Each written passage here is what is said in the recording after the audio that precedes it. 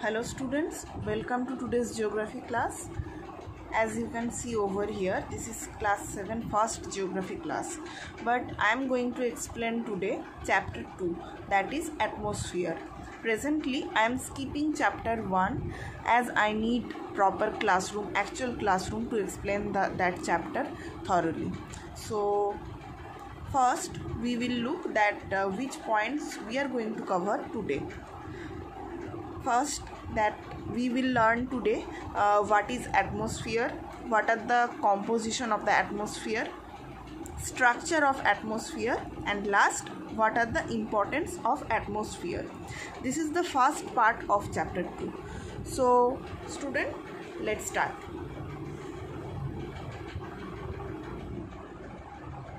You can see over here, first of all we will like to know that the definition of the atmosphere. See, the atmosphere is made up of a mixture of different type of gases that form a layer surrounding the earth. Basically that thing is known as atmosphere. Atmosphere is held in place by the gravitational force of our planet. It forms the vital gases realm of the earth. Though the atmosphere extends beyond 1500 km above the Earth's surface, 99% of this mass lies within a height of 32 km from the ground. This is because the density of the atmosphere is greater in the lower layer of the as compared to the upper layer, rest on them and compress them into a dense mass. So students, this was the introduction of this chapter. Now we are going to study in detail about the different composition and the structure of the atmosphere. First of all, we all know that most abundant gases that are available in atmosphere that are these two, this nitrogen and oxygen. You can see over here the percentage of nitrogen is 78% and the percentage of oxygen is 21%, and rest only 1% is covered by other gases. And these other gases contains what? It contains different type of various gases such as carbon dioxide, hydrogen, helium, ozone, argon and others. And its lower layer of the atmosphere contains various amount of water vapor and also suspended solid particles such as dust, salt and pollen. Now we are going to study in detail about the different structure of the atmosphere. First of all, the structure of the atmosphere is divided in few categories on the basis of the composition, temperature, density and other properties. It is divided in total 5 distinct layers. Okay, we are going to study in detail about the following 5 layers. First of all, these 5 layers, each and every layer are different from one another, but there is no clear boundary separating one layer from the other. Each layer is uniquely identifiable. The layers vary in thickness and are found at different height from the surface of the earth.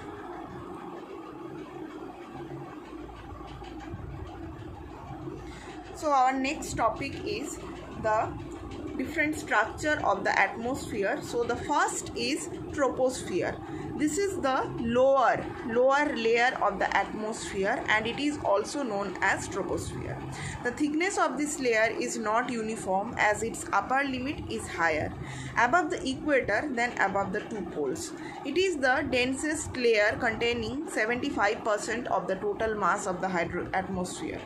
This layer contains the air we breathe, that means that oxygen and CO2 both are available over here. It also has almost all the dust particles and water vapor present in the atmosphere. All changes in the weather condition involving cloud, rain, snow, fog, storm occur in the troposphere due to the presence of the water vapor. Both temperature and pressure of air decrease as density of the air gradually decreases away from the Earth's surface. Next, this layer of the atmosphere acts as a blanket protecting the Earth from the extreme heat during the day. It also traps the terrestrial heat, thereby keeping the Earth warm during the night. We will explain this thing in next topic. The upper limit of the troposphere is marked by the tropopause, where temperature stops decreasing with height.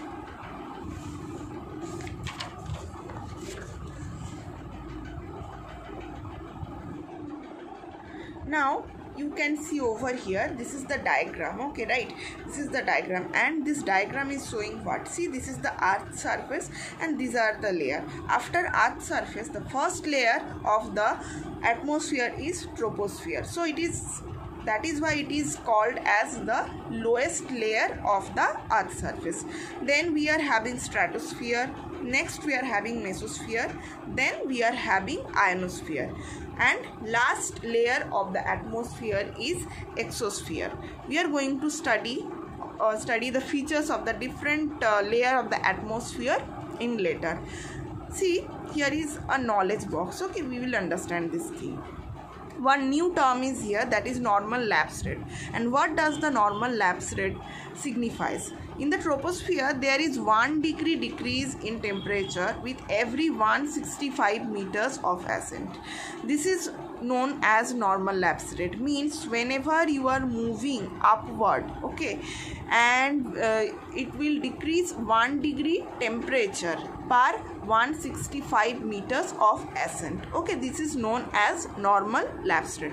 Along with temperature, the density means the thickness of air. The thickness of the air or the density of air declines and air becomes thinner away from the earth's surface. This leads to the decline in the amount of oxygen and other vital gases. Hence, mountaineers carry oxygen cylinder when they climb great height. After troposphere, our next layer is stratosphere. We are going to study in detail about stratosphere. First of all, see that above the troposphere lies the stratosphere, and it extends from tropopause to till about 50 km from the earth's surface. Then this layer of atmosphere is having ideal flying condition for aircraft. Why? Because absence of water vapor makes this layer free from weather disturbances, hence no turbulence can be felt. Okay, you have studied already that troposphere is having all kind of atmospheric or climatic condition like rainfall, precipitation or storm, etc. That is why this troposphere is not okay for the flying of the jet plane, but stratosphere is okay for flying jet plane or aircraft. Why? Because stratosphere is having absence of water vapor and it makes free from the weather disturbances. Next, one very important thing, stratosphere is rich in concentration of ozone, and that is why it is also known as ozonosphere. You all know that ozone is very vital for our survival, as it absorbs the harmful ultraviolet radiation that is emitted by the sun. This causes the temperature of this layer to increase. However, excessive use of CFC gases are gradually depleting the ozone layer, leading to health hazard. The upper limit of the stratosphere is marked by stratopause, where the temperature begins to fall with altitude again. Our next layer of the atmosphere is mesosphere. See, this mesosphere is resting above the stratosphere and its height is around 50 km to 80 km from the earth's surface. It is the layer of the middle atmosphere known as the mesosphere.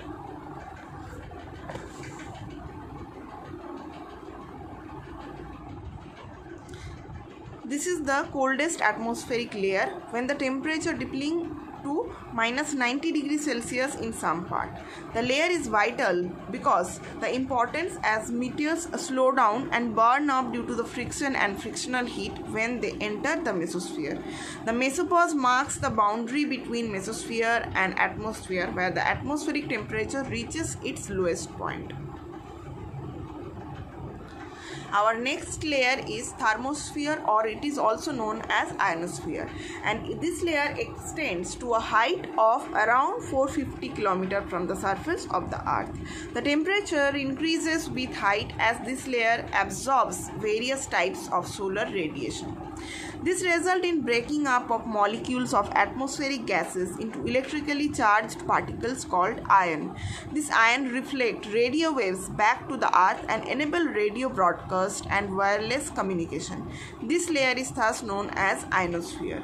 Basically, all this radio related broadcasting are done in this ionosphere layer. Okay, next is, as there are relatively few molecules and atoms in the thermosphere, even absorbing small amounts of solar energy can significantly increase the air temperature, making the thermosphere the hottest layer in the atmosphere. Next layer is exosphere. This is the uppermost layer of the atmosphere. It is thousands of kilometers thick and eventually merge with the interplanetary space.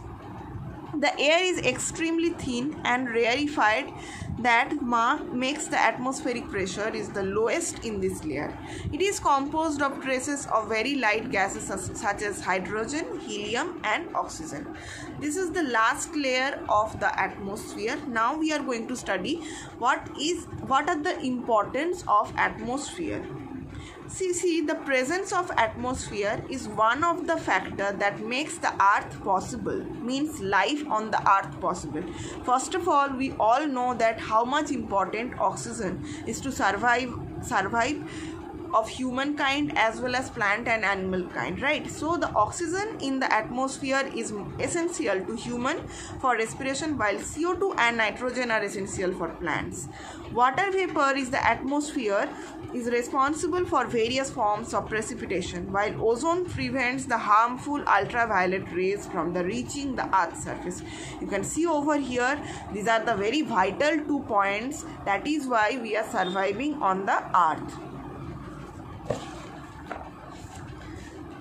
Presence of oxygen, CO2, nitrogen and ozone. Next is incoming solar radiation hits up to the earth's surface during daytime. At night, the earth radiates back the heat, much of which is absorbed by the atmosphere. Greenhouse gases such as CO2 and water vapor traps the terrestrial heat and make the earth's temperature livable.